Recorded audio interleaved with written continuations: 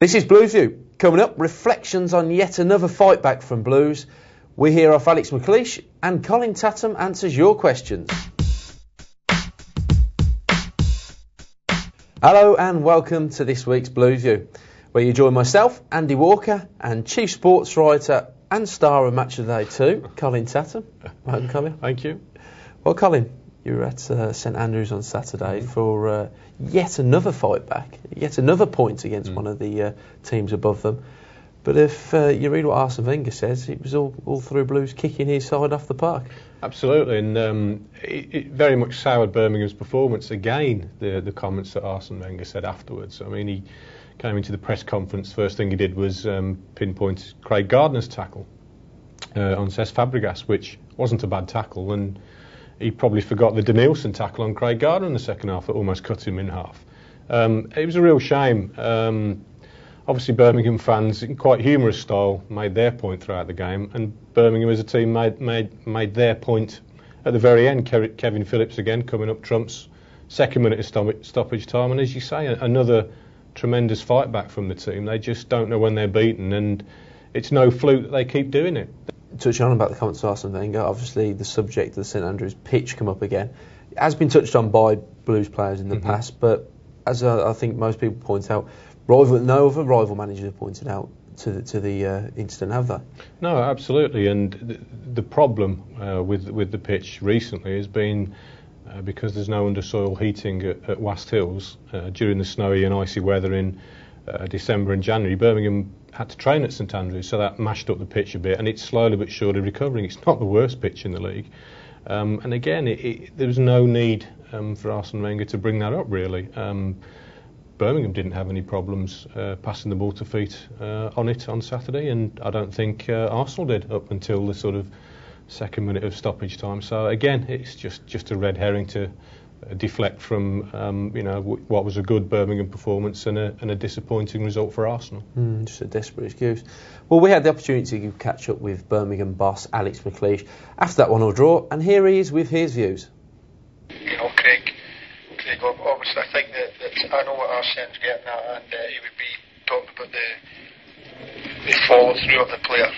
Because you take the ball, sometimes if you go in for the ball at that speed, the impact can hurt a player in the follow through. There's no doubt about it, but there was a few Arsenal tackles of similar ilk, and you got to take it in the chin. And I don't think there's a big vendetta against Arsenal and people going around saying that let's make bad tackles on them. And now it's time to hear some of your views and questions. As ever, of course, you can contact Colin at any time on the email address that's scrolling along the screen at the moment. First up, Colin, is one from John Ramsey, who wants a bit of an update on who might be leaving this summer. More specifically, we've seen national reports on Liam Ridgewell and Sebastian Larsson and their contract situations. Firstly, are they likely to get new contracts? Funnily, speaking to Alex Mcleish today earlier, and as far as he is aware, the talks are going well, and they should be signing. I think part of the problem is you do have a different business process whereby Carson Young has to sign everything off, and for the majority of the week he's in Hong Kong, and maybe that's why it has dragged on a little bit. In terms of other players leaving, I suppose it's obvious with certain names that some will be going, isn't it? Yeah, we spoke to Frank Cadrew in the week, and obviously he can see the writing on the wall. He won't be retained. And then you look at others who are out of contract also in the summer. Gregory Vignal, Stuart Parnaby, Gary O'Connor, Lee Carsley, Kevin Phillips. There's a whole host of them. And again, speaking to Alex Mcleish, they've not entirely made up their minds what they're going to do with those players just yet, so it's still a little bit up in the air, but obviously Frank will be on his way. I don't think that there's any question in that, so that's, I would say, he's one of the definites. Okay, on to a second question. This is Paul Jones from Castle Bromwich, who seems he was baffled like most other people about these Sunday reports saying linking the West Ham owners or the West Ham job to Alex Mcleish. Well, for one, surely Alex Mcleish wouldn't want to manage in the Championship again, would he? You could say that. I couldn't possibly comment.